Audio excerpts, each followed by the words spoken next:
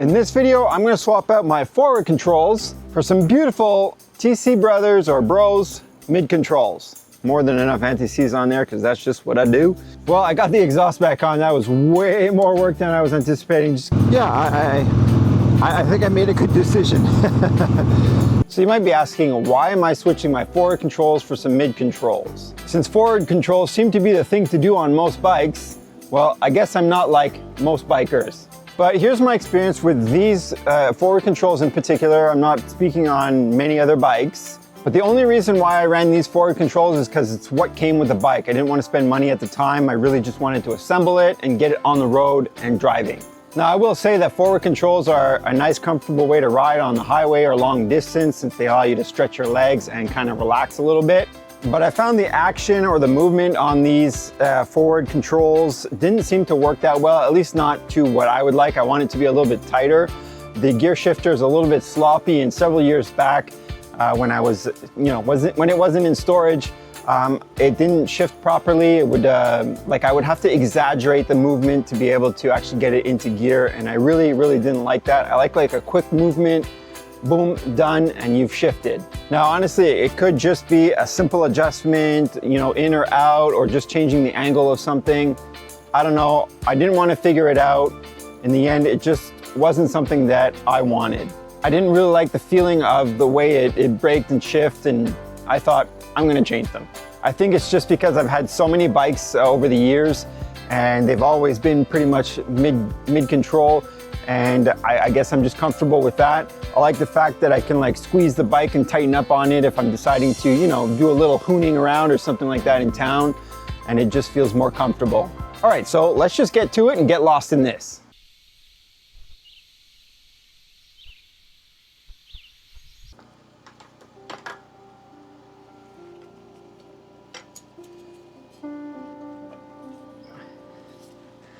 Well, that's a little bit more involved than I thought. I have to take the exhaust off. I was hoping not to, but oh well. Well, okay, I removed the exhaust. Not a big deal. It was a total of 6 bolts. It was just something I was hoping I didn't have to do. Now I can actually take this whole thing off. And the reason why you gotta take your exhaust off is because that's pretty darn thick and it won't just come right out. So let me continue.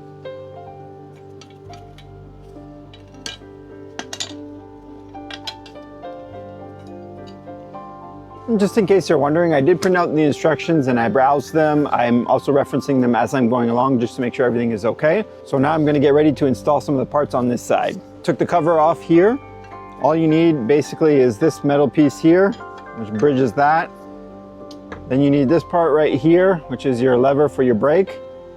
And then the bolt which goes through on the other side. So I'm just going to assemble that. All right, so it's kind of semi-assembled. This is still a bit loose. I popped in some bolts here just to kind of set that little bar. I think I'm going to tilt these back a little bit more, and then that'll be pretty much it for that. And then I'll just bolt this whole thing back in. All right, it's back in. I did put some Loctite on this bolt right here just to make sure it wasn't going to wiggle. And then again, I just made sure that this angle was the same as the passenger. And then once I was good, I left it. I'm just going to put the brake back on. All right, got that back in. I had to finagle it a little bit because I got the brake light switch is on here, and also the brake line is kind of a custom thing, so I had to kind of move it out of the way to be able to fit with this bracket right here. That's probably just me. If you have the stock one, you probably won't have to deal with that. So let's move on to attaching this part right here. All right, so these are the next pieces to connect these two here.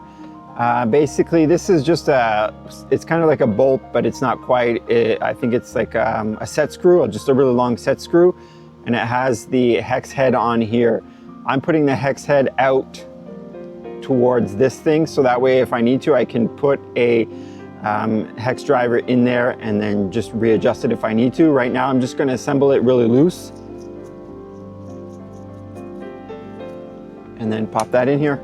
Actually, I'm probably just going to add a little bit of anti-seize on there just to make sure everything's good. All right, now I got more than enough anti-seize on there because that's just what I do. And then I'm just gonna throw this all in there, make it tight. All right, pop the pop in, pop the pin in, and then the cotter pin. There we go. Eventually, I'll get it right.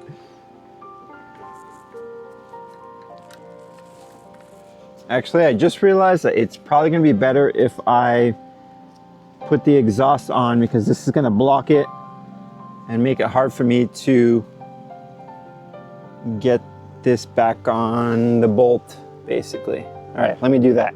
Well, I got the exhaust back on. That was way more work than I was anticipating. Just a couple issues up on the higher part here where it connects to the engine.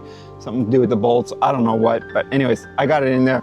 Let me just finally put this pin in here and with the cotter pin, and then let's just move on. Okay, everything's done. The little cotter pin in the back was a bit of a pain to kind of open up and make sure that it would stay. I mean, I guess I could have flipped it around, but I like to have it a bit clean and not have the cotter pin show. And some stuff just fell. I'm gonna leave there for now. I did adjust it a little bit. I ended up realizing that you can't really adjust anything once this is all hooked up. You kind of got to use the nuts and bolts that are here. But it says to do it kind of between 2 and 3, and it's kind of right above there. It's a bit above 3 o'clock. And I'm gonna leave it there and give that a try and then readjust it if I need to. But everything here is pretty much good. What I'm gonna do now is install the pegs and then put back the exhaust. All right, well, I seem to have run into my first problem. These are like separate foot pegs. They don't come with the kit. The kit that I bought doesn't come with pegs, so I bought these separately, but I'm missing something to hold these in place. I'm not sure why it came with these ones. Maybe it's for a different kind of setup, for maybe like an actual Sportster or a Harley-Davidson bike, but I need actually like a proper bolt with the head on it to come through this, so I'm gonna have to get a little replacement for that. So with that on hold, I'll just move to cutting these out. Well, not cutting these out, unbolting them. Basically removing them. There we go. Thankfully, I didn't have to remove the exhaust. Okay, moving on to the left side. I'm gonna take all this stuff out. Maybe actually I'll just go ahead and remove everything and get that out of the way, and then I'll do the install.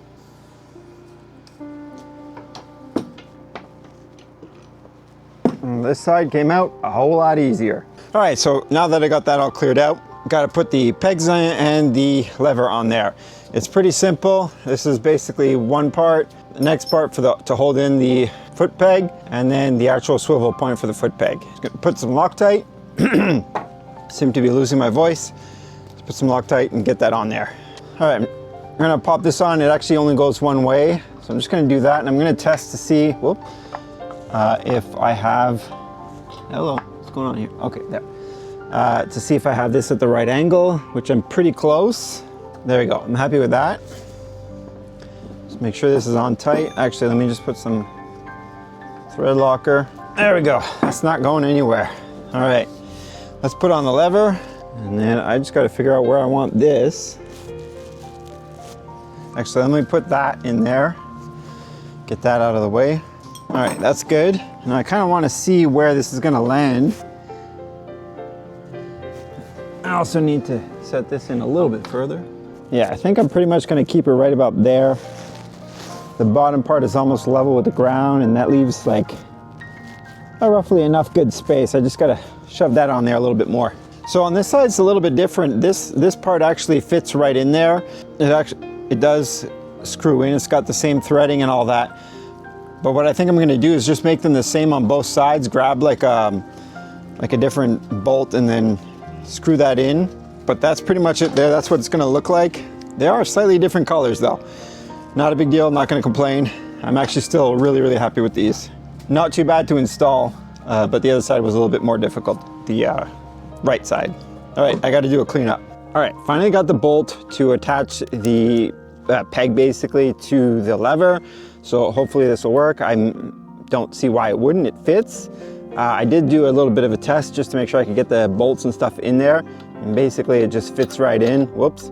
Fits right. It just fits right in. All right, there. No, almost. There we go. Okay, pain in the butt. So I'm going to attach this and put some Loctite, and then we'll switch to the left side.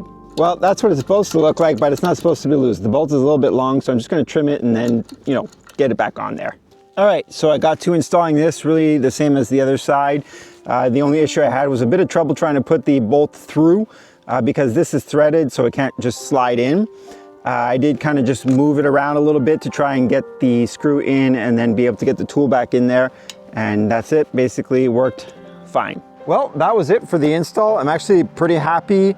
They are really nice looking. They're not quite brass, but I'm okay with that. Adds a little bit of spice to the bike and a conversation piece. Not too bad to install, and I'm really liking the feel of them. They're pretty much right where I want them to be.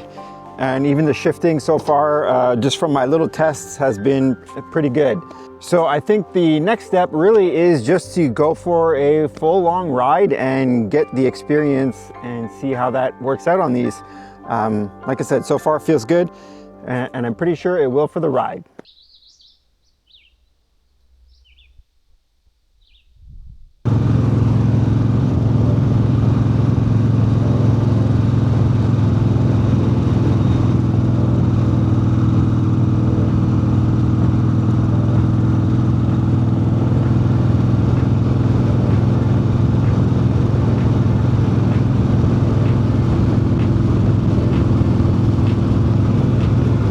All right, just getting back from riding around maybe for, I would say, an hour, testing out the foot pegs, and I'm actually really enjoying them. I'm glad I made the conversion from forward to mid controls. I find that it's like I feel more planted, I feel like I'm in more control, I feel like I can play with the bike a lot more.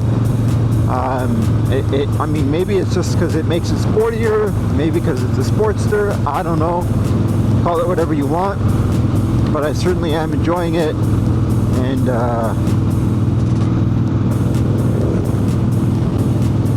yeah, I think I made a good decision. And I'm gonna run with it. I'm enjoying these foot pegs. I'm glad that, you know, I got them. TC Bros made a good kit if this is something you want to revert back to. And if I didn't say it, I'm really happy. It cost me more than I wanted to pay, but at the end of the day, over time it'll pay for itself. And I'm just enjoying my ride. So what I'll do is I'll give a kind of final result once I get home. And yeah, let me do that, finish off my ride, and I'll get back to you.